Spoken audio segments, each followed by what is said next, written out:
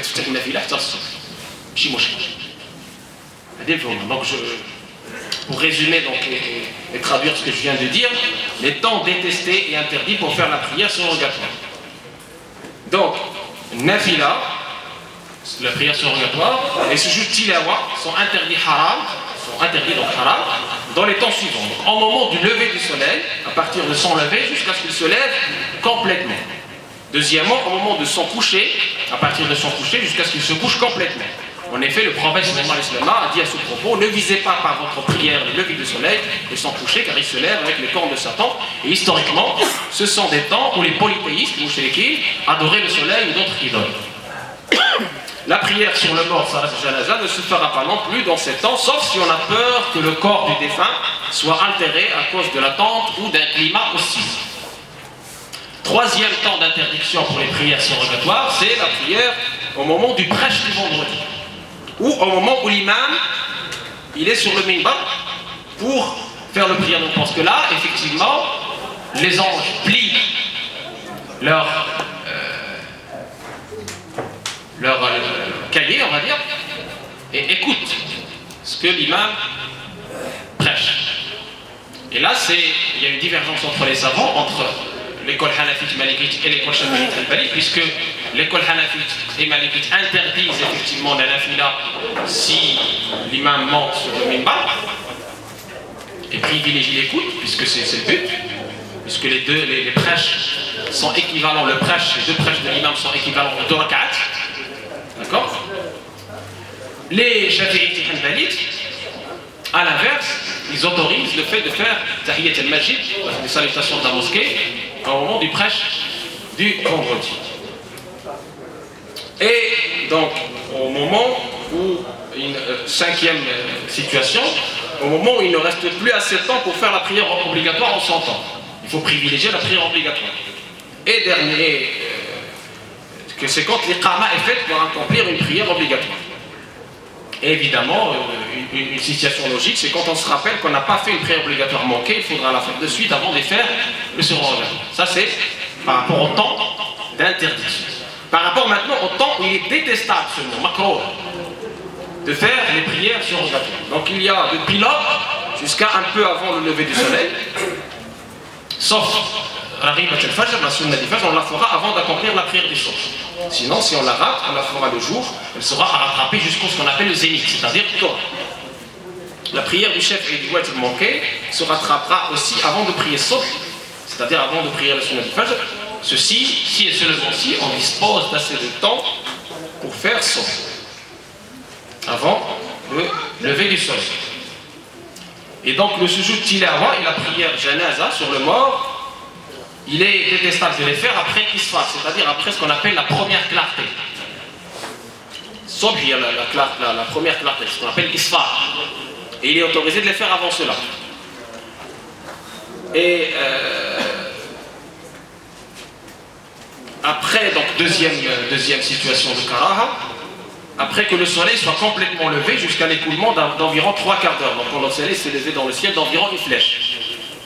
Après c'est bon, après il y a l'autorisation de faire les prières surrogatoires.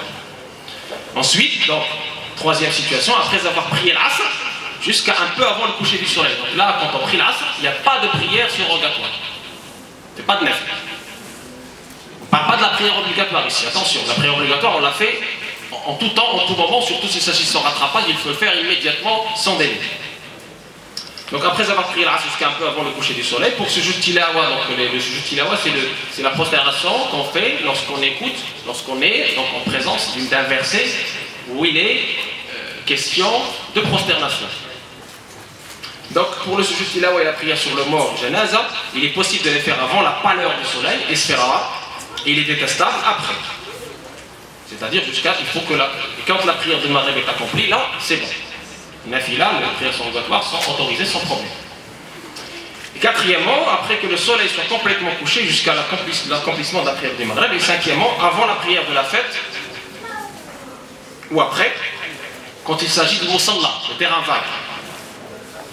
Si on fait cette prière de la fête dans une mosquée, là il n'y a pas de souci. Kada, bimulkha shadid, awqat karaha, ou awqat tahrim fi ما يتعلق النوافل. ومن هذه النوافل زادوا العلماء في التلاوة. هذا حاولنا نلخصوها بعجالة شديدة لأن الوقت يذهب.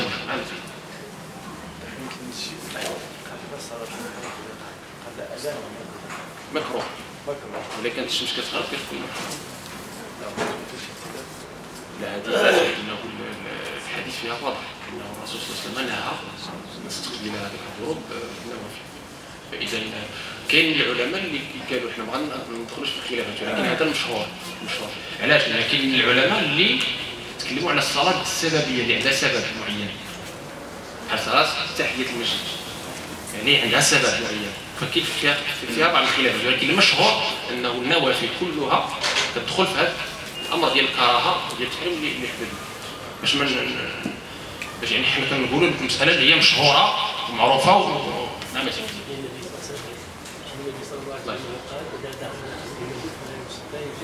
نعم هذا حديث عام. نعم. السؤال الثاني إذا أذن المؤذن صلاة المغرب إذا أذن مثل ما تسمى يعني إذا أذن هل النافلة مسبوقة؟ لا حتى يوصل المغرب. هذا الحديث يذكر الشريف ديالنا، هذا الحديث هذا وحديث العام، حيت حنا دائما عندنا العموم والخصوص. هذا الحديث العام يخصصه ويخرجه من عموميته حديث البخاري الذي نهى فيه رسول الله صلى الله عليه وسلم عن النافله بعد العصر حتى توصل المغرب وبعد الصبح حتى تشرق الشمس. هذه مسألة يعني كنقولوا كنسميوها عندنا العموم الذي يخصصه أو يخرجه من عمومه حديث خاص. هل الحديث ديال كل بدعة ضلالة وكل ضلالة في النار يخرجه من العموم حديث صحيح مسلم من سن في الإسلام سنة حسنة فله أجر مع النيابة. مسألة عامة. هناك حديث يقول بأذان وإقامة. نعم.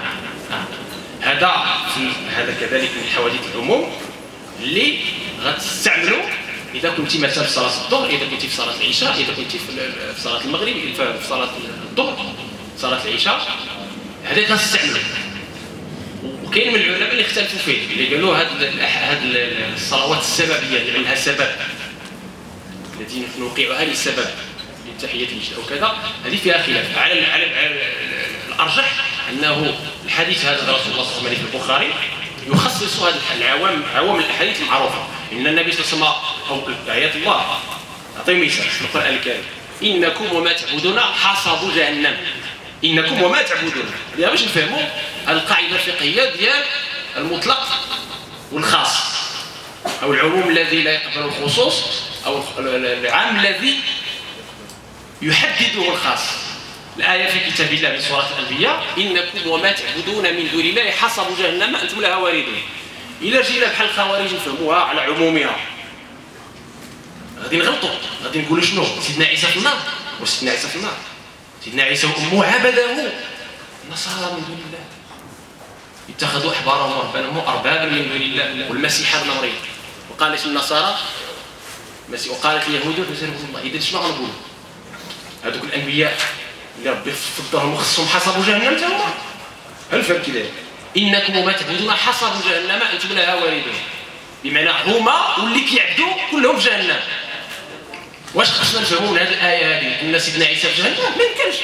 سيدنا عيسى من أولي العزم من الرسل الكبار، لا يمكن أن نقبل أن يكون. لهذا هذه الآية هذه تخصصها آية أخرى: وكنت عليهم شهيدا ما دمت فيه فلما توفيت لي كنت أنت رقيب عليهم وأنت على كل شيء شهيد. تبرأ من المسلمين. إذن هذه الآية عامة وعندها خصوص، يعني لا ينبغي أن نحملها على عمومها وإطلاقها وإلا سنضل. كذلك الآية اللي غلطات الخوارج وخلتهم يسفكوا الدماء تاع الصحابة: إن الحكم إلا لله. خوارج علاش قتلوا سيدنا علي؟ إن حكم فيهم سيدنا أبو موسى الأشعري.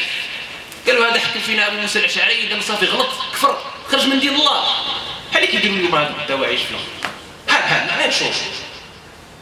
Le verset coranique, en fait, les versets et les hadiths, il y a le général et le particulier. On a des versets généraux, mais qui ont été atténués ou particularisés par d'autres. comme qu'on a vu les fois dernières sur les Khawarij, qui ont interprété les versets de façon comme ça, fantaisiste. Le jugement n'appartient qu'à Allah. Ils ont compris, comme Sidna Ali il a fait arbitrer Abu Musa al-Ash'ari, il est devenu mécréant pour eux. Parce qu'Allah dit dans le Coran, le jugement n'appartient qu'à Allah. C'est faux. Certes, le jugement n'appartient à Allah, mais dans les choses qui sont pas du ressort du bas monde. On a le droit de procéder à l'arbitrage, comme l'arbitrage qui a été cité dans le Coran, dans la Sourate An-Nisa. Un membre sage de sa famille et un membre de sa famille pour la réconciliation. يعني فهمنا القضيه اذا كاين العموم والخصوص هذه قواعد فقهيه ربما نخصصوا لها حصه ديالها مع الناس اللي باغيين يعرفوا القواعد الفقهيه باش يفهموا كيفاش الاجتهاد الفقهي للعلماء كيكون راه ماشي كنشدوا ايه او كنشدوا حديث كان اونفونس لا راه كاين مجموعه ضوابط فقهيه خص الانسان يعرفها. Il y a beaucoup de choses effectivement, c'est une science. Le Coran et les hadiths c'est une science. On ne peut pas à partir d'un verset ou à partir d'un hadith déduire un avis juridique et rendre des gens mécréants et déduire des statuts, etc.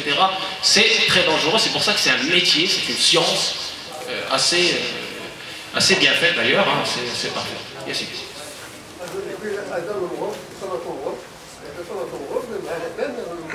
أيوه. من بعد صلاة المغرب كنصلي النافلة. نعم كنتسناو المغرب يتصلى عاد كنصليو النوافل. هذا مع احترام في طبيعة الحال الآراء الأخرى التي تقول بعكس ذلك. هذا نعم.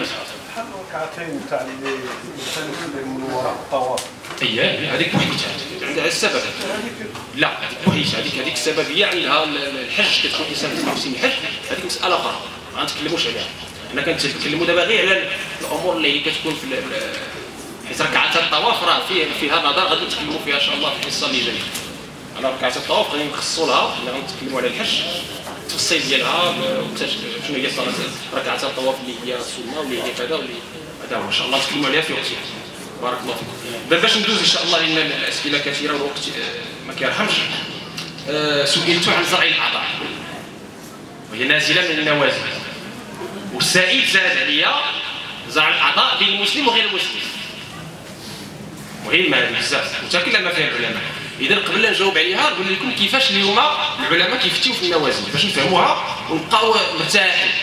اليوم افتاء الواحد ما يفوتش. علاش؟ لانه اليوم ولينا خدامين للمجمعات الفقهيه ما بقيناش كنخدموا في الافتاء الواحد.